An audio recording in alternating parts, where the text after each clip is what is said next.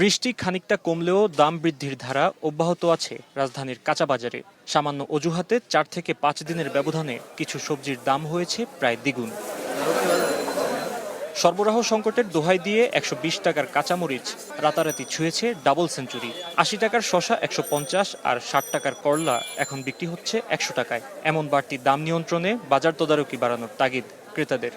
এখন অজুহাত দিছি যে ট্রান্সপোর্টের সমস্যা, তেলের সমস্যা, এটা সেটা, এগুলোর জন্য বলতেছে দাম ব্যারি করতেছে। মূল্যায়ন করলে কিছুটা নিয়ন্ত্রণে আসলে জনসাধারণের কিছুটা হলেও উপকার হবে। অবশ্য খুচরা বিক্রেতাদের আঙুল আড়তদারদের দিকে।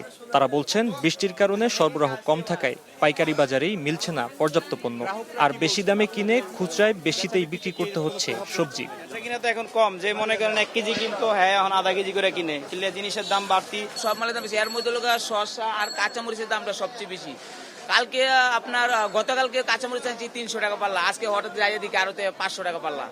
বাজারে অস্বাভাবিক মূল্য বৃদ্ধি নিয়ন্ত্রণে নিয়মিত তদারকির দাবি ভোক্তাদের। Fahim Yusuf, star news, Dhaka.